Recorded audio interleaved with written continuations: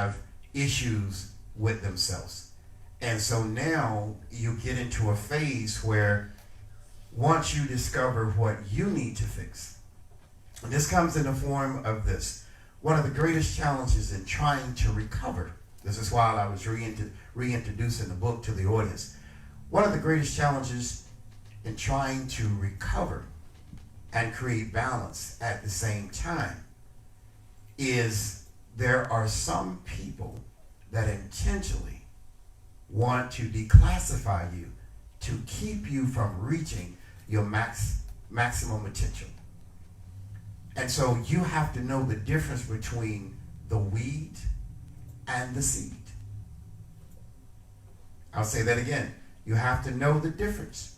The Bible talks and uses a text that says, be wise as a serpent and yet humble as a dove. And all of this comes to play a part when you start dealing, accepting, and understanding your own reality. And so we kind of got here by saying, I have an issue with my own reality. So now we've dealt with my own manipulation, self-manipulation, and we have to deal with people declassifying us and declassifying you in order for their advantage. So there's a scripture that I would like for you to read that comes out of Matthew, the 13th chapter, and verse 28 in the New Living Translation. Would you read that, please?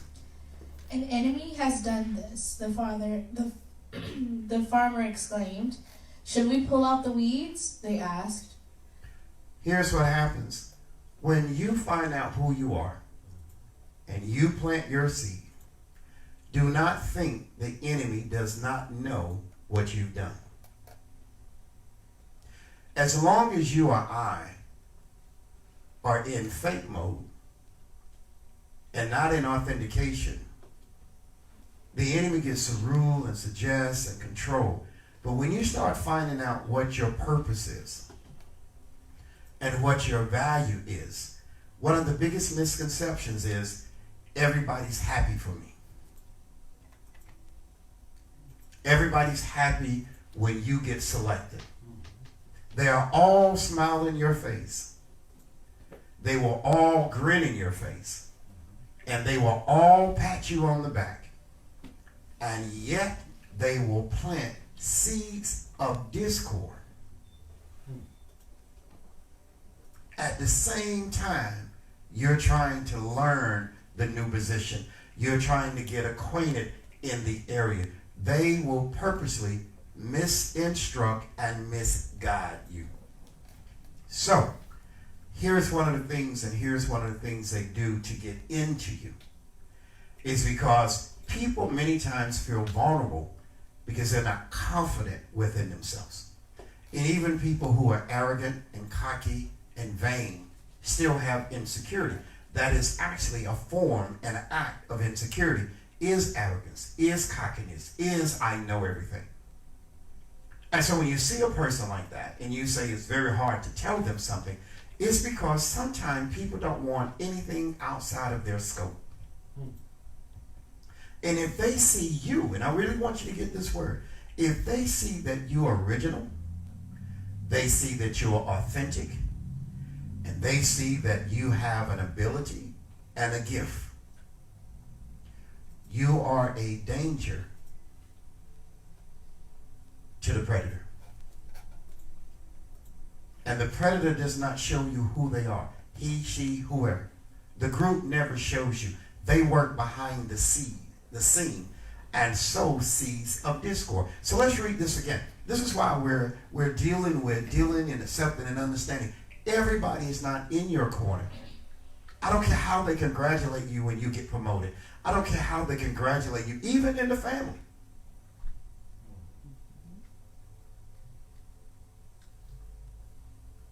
And I'm going to say this, and it's going to be a little tough. One of the worst things and weakest things you can do is ask people, how did you do?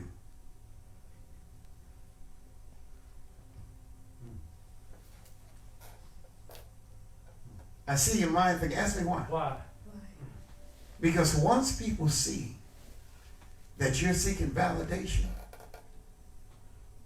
They will also compliment you, but put a line of poison in what they say.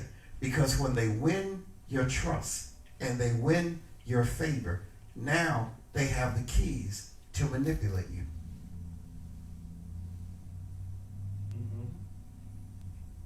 Because when a person first get there, they don't know whether they belong there. They desire to be there. They feel like they've worked to be there. But it's a new seat. It's a new arena. It's new people. And so what they want to do is gather your information and then go behind, as old folk would say on the job, behind your back. And they will sow seeds of discord. And that seed of discord normally starts with the group you're working with. So now everyone has an issue with you. Then they try to sow a seed of discord to leadership, as if though you're not balanced and you're not qualified. That's the seed of the enemy. God has blessed you. God has elevated you. Now fear comes along and tell you, I'm not so sure you're in the right place.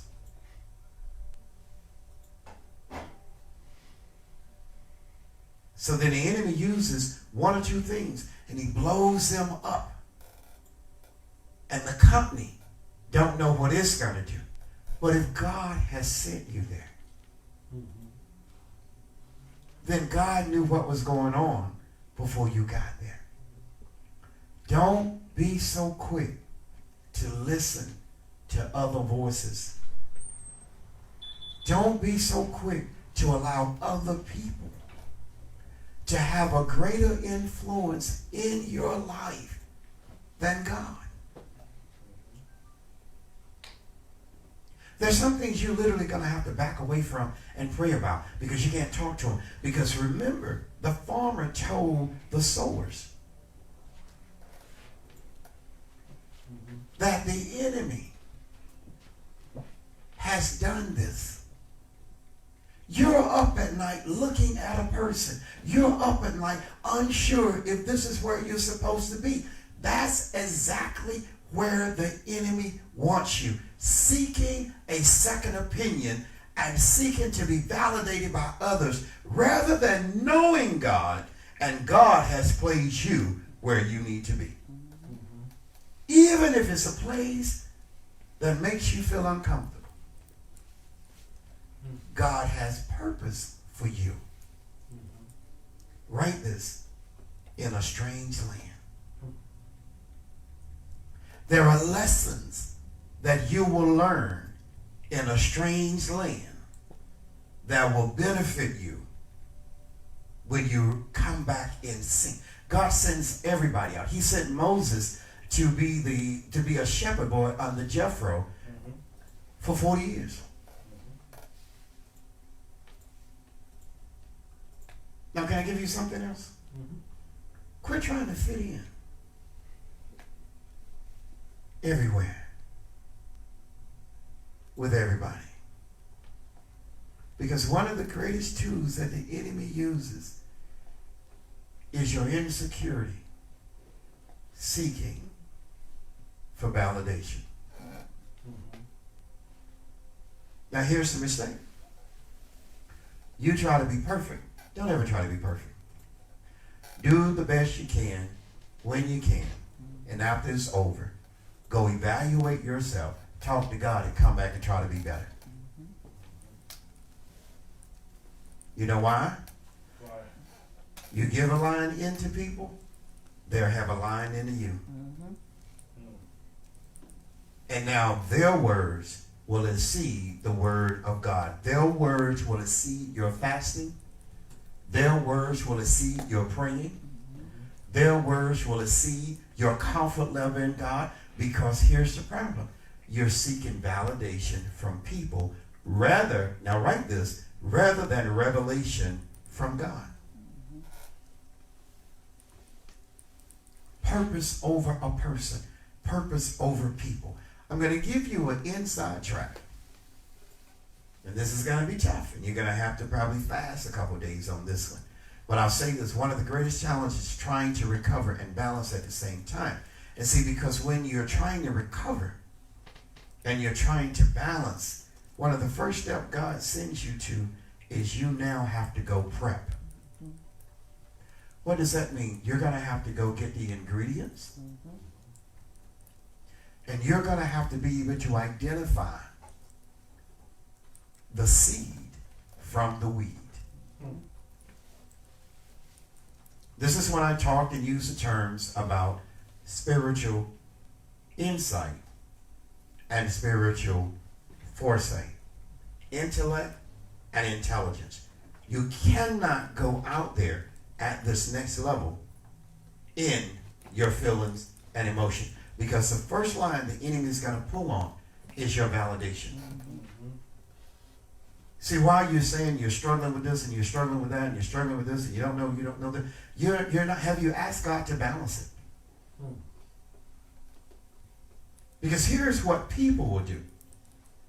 People will give you misinformation. They will also, that misinformation will turn into misleading. I think in some industries they call them rabbit trails. You're out there doing work, and based on a scale of a percentage, it's only going to produce 3%. You're supposed to be producing at 75. How can you get 3% and turn it into 75? But you come back and you say, I'm working hard. Here's the problem. You're not working smart, because you're focused on the problem and not the solution. If you were focused on the solution, you would see God for the revelation. God will never send you to a place that he will not reveal himself to you. God would never put you in a situation that he would not reveal himself to you. He said, I'll never leave you and forsake you. But here's the problem. If you're so used to and so seeking validation to cover yourself and make you feel good about yourself, then God says, well, you don't need me. You got it, because Mr. So-and-so told you this, Mrs. So-and-so told you that. The company said this about you. Here's what I ask people. Is the company preparing you for the next level? And is the company preparing you to be elevated? Or are they just using you as a pack mule to get what they need at this moment, but you're not who they want? Right. People will do that to you. Yeah. You have a car, they're walking. You're their best friend. You have food, you're the best cook in the world, because they have no food. But when the tables turn, they can't sow anything into you.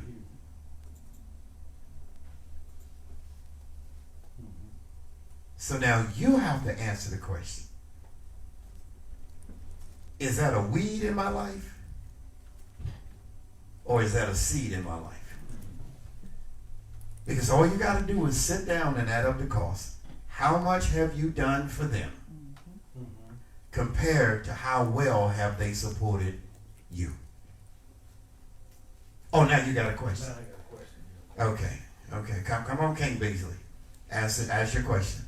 How do you detox from people and move to revelation?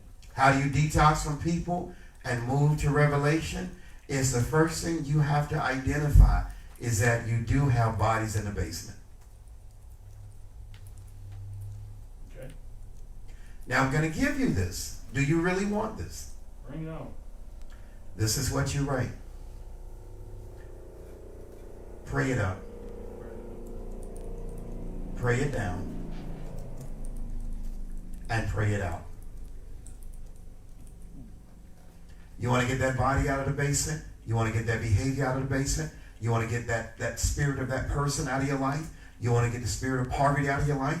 You want to get rid of that me, myself, and victim mode, and oh me, oh my, I think I'm going to die? You want to get that I need all the attention? You got to pray it up.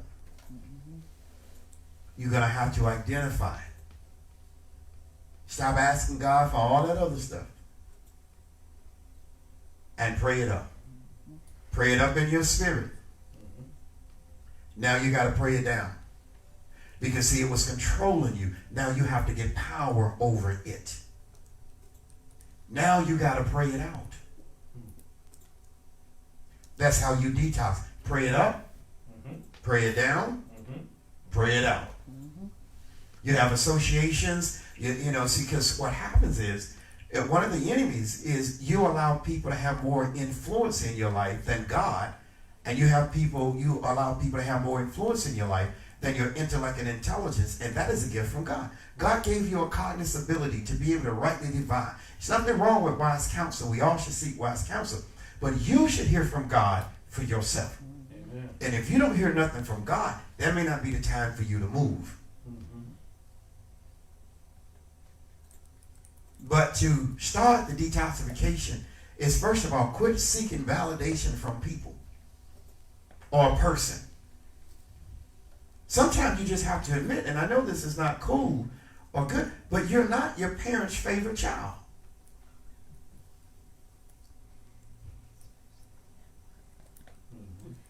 That you might need to turn up the music a little bit. And you've been beefing with your brothers and sisters for 25, 30 years because you think Papa, who is going on to see God, and Mama, who's going on to see God, you're still holding a grudge because that was their pick and their favorite. And somehow you start feeling some kind of way. And you start begrudging your brother or your sister for something that he or she had nothing to do with. What? Wow. That must have hit home. Now, I'm not saying they should. Because biblically shows it creates jealousy, it creates envy, it creates strife. I'm not saying that a parent or a grandparent, because God knows grandparents are, some of them will love the daughter's children and don't care nothing about the son's children, or love the son's children and don't care nothing about the daughter's children. So you'll run into this complex situation, but you have to understand something. Let me make it very plain and very clear. Number one, that's their choice. And number two, it's a sin.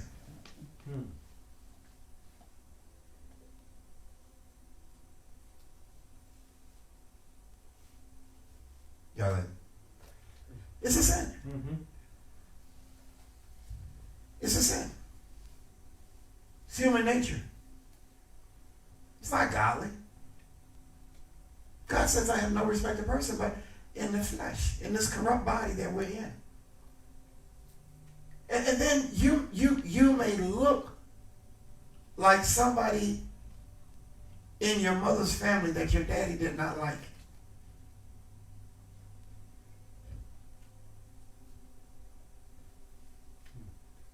Oh yeah. Oh yeah. I'm glad you're here. You know what I'm talking about. Yeah, that happens.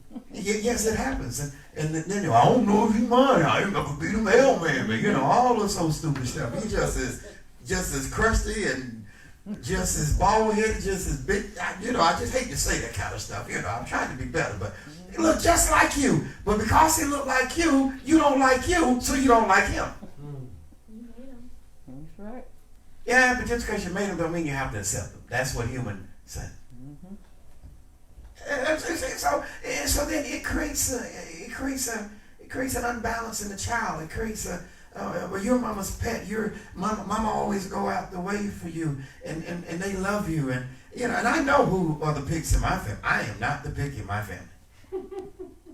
Jesus knows that, and I know that. So he's just something you just got to get over. And sometimes you ain't nobody's pig.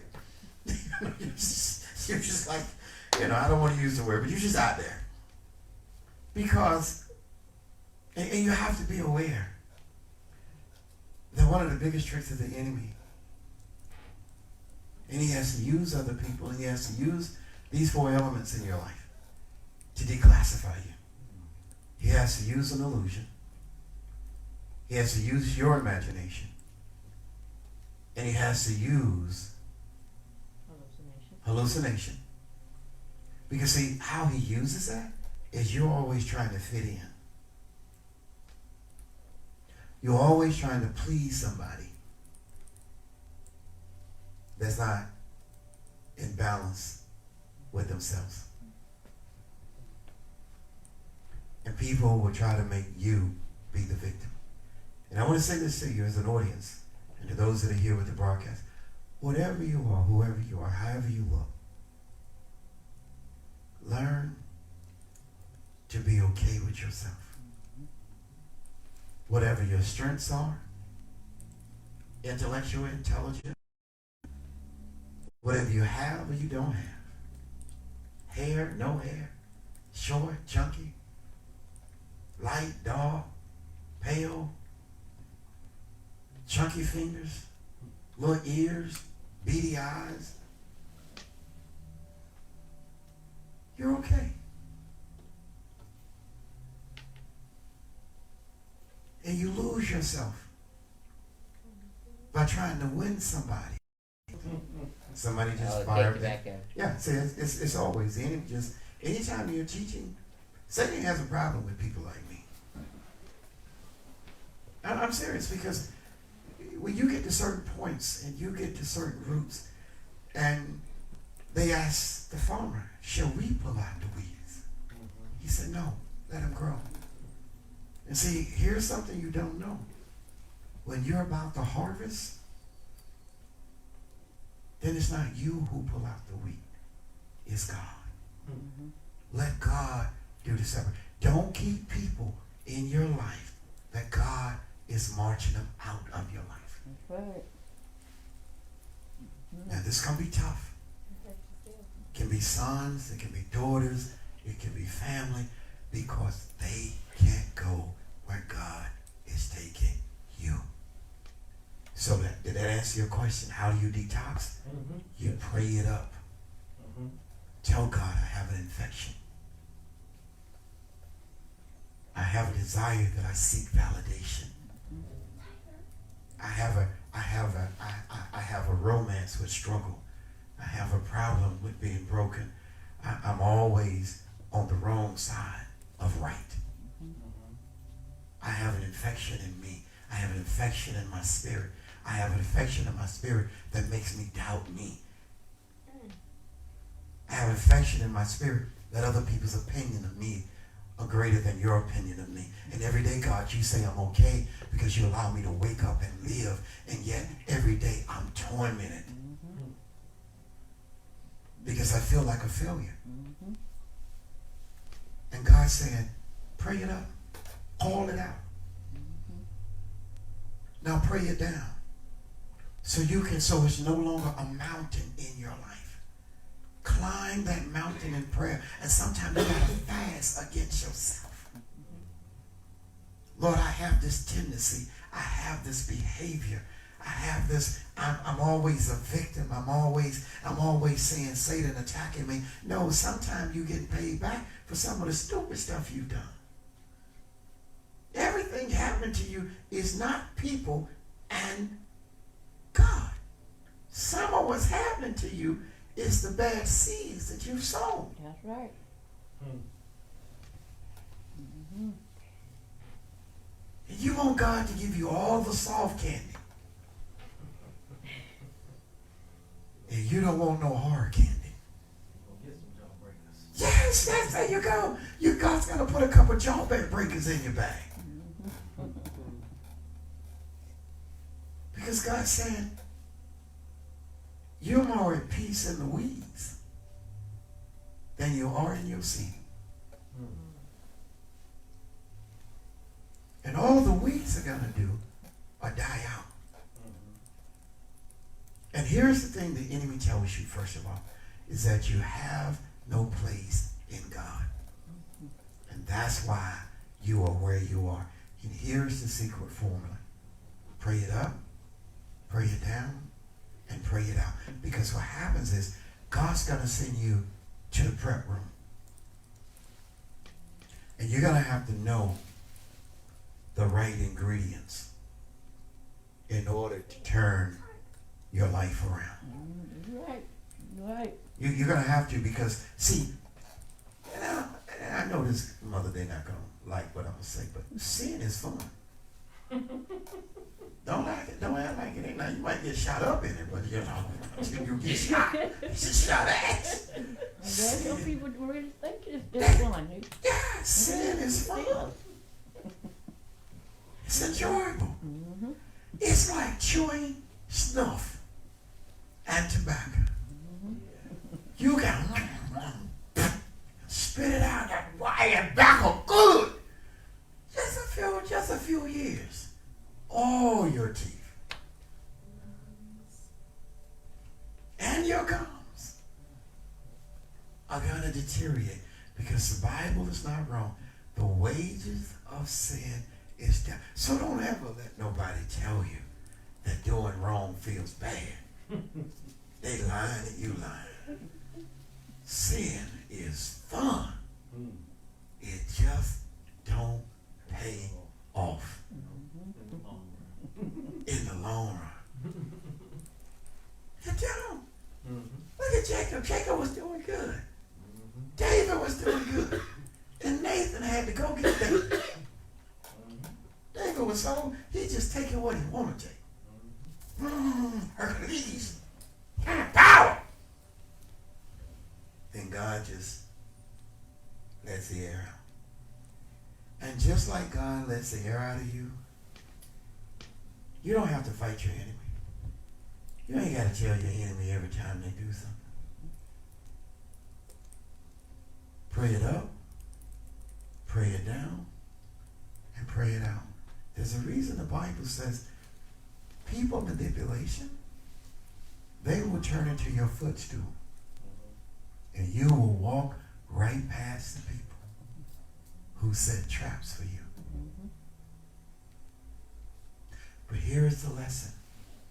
You have to know the difference between the voice of God and the influence of people. You have to know the difference.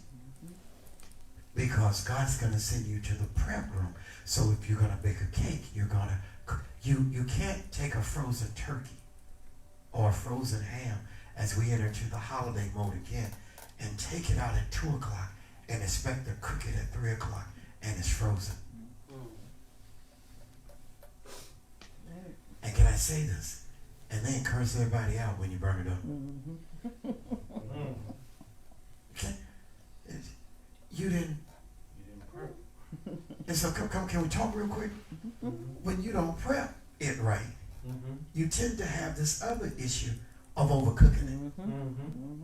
Because now you're trying to rush the process. Right. And then you have this other one that I'm guilty of. Because see, I like omelets. And so I love jalapeno peppers and I can fix a whole entire omelet and fix everything I want. But as soon as I sit down and eat it, it hits me. You left out the peppers. and it don't taste right. When you didn't cook the peppers in it. So now you try to change your prep pattern. Because before you start heating up the pan and putting stuff in it and doing all that, chop, you need to make sure that you have those jalapenos. And you got to chop them slow, because if you chop them too fast, you're going to chop yourself. I don't think you want a finger and some blood in your arm. There are some things in your life, and there's some prayers that you've asked God for, that He will answer if you finish the prayer. You haven't brought all the ingredients in. They're in the refrigerator. They're within your distance. And so what God wants to see from you and I as we get ready to close is that you and I have the behavior of knowing the value of prep. Because you can't prep. You can't prepare until you prep. That's right. Because if you take that turkey or that ham out and it's frozen at 2 o'clock, it's not ready. It's not ready. At 3 o'clock to go in the oven. So what we have to do in people manipulation is understand there is a period of declutterification. You're going to have to declutter from the influence and the voices of other people. And you're going to have to replace the association with time of prayer in God about your purpose. If not, you will begin to ignore and destroy things and people. And this is how bodies in the basement can come about. One way. Because you ignored it. And then, just like Nathan had to bring it back to David's remembrance, that you left the body, you left the unfinished assignment over there. You want to be blessed? Balance yourself. Can I talk about that for a minute? Mm-hmm. You want to be balanced? I was listening to some type of broadcast, and they were saying how important right now in the midst of the pandemic, education is critical. Mm-hmm. Because when everything really starts to ramp back up, yes, there are certifications, but still the top paying jobs are going to come with those who have top level education. That's right. What are you doing that you don't have time to go to school online? Mm-hmm. What are you doing? You want God to bless you, but you won't invest. Come on, somebody say it. In you. And to invest in you, that means you're going to have to take time from other things and money from other resources. And you're going to have to put them towards something that will pay you back. I talked with a gentleman today about the book, Basic Financial Steps, and they want me to work with a couple other groups. And one of the key principles is you have underinvested in yourself.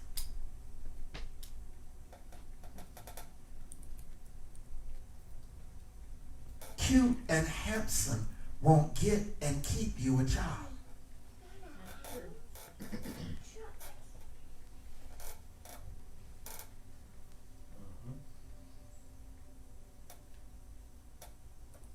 So you're going to have to self-invest. And many people have under-invested. Now, hold on. Let me make this clear. I got about 3 minutes. I'm not talking about all the clothes that you have in the closet and all the shoes that you have in shoe boxes and all the jewelries that you got laying around that won't nobody steal. Even if somebody break in your house, they'd be like, what? I'm not going to jail over 50 cents.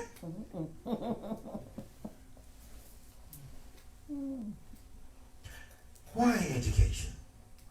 Education teaches you systems and formulas and strategies that you will be able to use for a lifetime. And I heard someone say this: when you get a strong and valid and certified education, no one can de-educate you from being educated.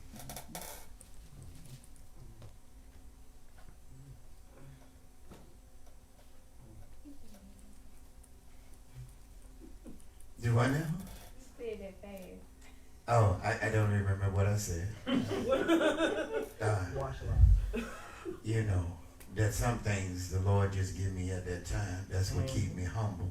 Anybody know what I said? You're bright and smart and intelligent. Did you know? She wasn't paying attention. She's probably on her phone. No, I just have to put it together. You said you can't let others de-educate you, something like that. Right, because that's the whole point in value. Because they will not pay you what you're worth. But we're going to have to, somebody rewatch that. Now, somebody out there smart. You need to post. Don't steal it now. Come on. Help a brother out. Don't steal it. Send it back. Oh, I found it. I'll take it to the pawn shop. No, take it to the jewelry store. Education teaches you processes and formulas. Education teaches you process and formulas. And once you get educated. No one can de-educate you. No one can de-educate you. From the education that you got. From the education that you received. Because part of people manipulation is that they know formulas you don't know. And part of getting a strong and valid and credible education is that now it teaches you strategies and formulas and systems So as you come into new things and new issues, you have a reserve. It builds resources for you, and it gives you authentication and credibility.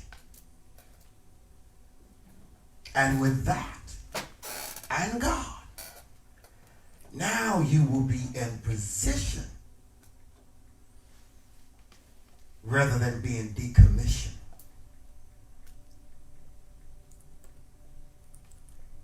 So as we close, people manipulation starts with people seeking the validation of other people. And one of the greatest challenges is you're trying to recover. And you have to know spiritually the difference between the seed and the weeds. There will always be more weeds than seeds. If you or I get caught up with the weeds, we have forgotten the seed. And in that seed is your authentication. In that seed is your purpose. See, you were born into a family, and you may not be the family's pet, but God may have gifted you with the seed.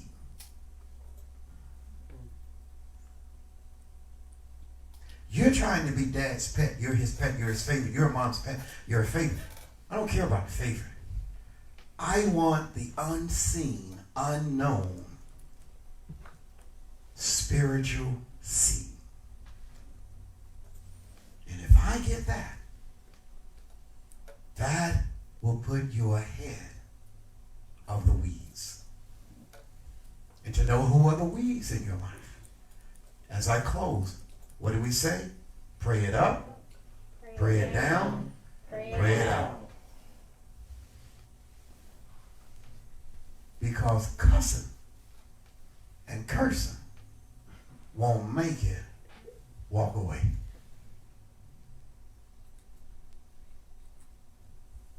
And even if it's something in you, ask God, I gotta be better. Hold yourself accountable and watch God take you into 2022. And you won't have to tell people you're different. They'll see it. He got me out the bed. He got you out the bed? Yes, he did. Yes, yes, yes. And this is why I say we need the mothers, we need those that are before us, because I thank God for you being a witness and saying, he's telling y'all the truth. Because you could get caught up with a group of weeds and miss the whole prime of your life fooling with people who are going to be in the same spot on the same corner doing the same thing 30 years later. And their whole conversation is wrapped up into this. I woulda, coulda, shoulda. And you have the chance to set it right going into 2022. And I'm going to give you something and we're going to close it. If you would write this, it's not about me. It's about my call and my purpose. My call, my purpose, and my profession. It's not about me. You can say and pray the prayer, God, I'm tired of job hopping. I'm tired of working 2 jobs. I'm tired of working a job that don't meet the need of my family, or meet the need of my expectation, or meet the need that I can serve you the way I should serve. Lord, I need you to restructure me and help me keep my hands off of the work you're doing in me. Help me, God, get out of my own way. Because, God, I can't live and go into 2022 like I lived in 2019. I lived in 2020. I struggled in 2021. And then I cannot go into 2022. Help me that I don't have to keep visiting the bodies in the basement. And part of it, and we'll deal with this on Sunday, is also you got to walk away from the walking dead. God bless you. I'll see you soon. So let us not kill this so we can get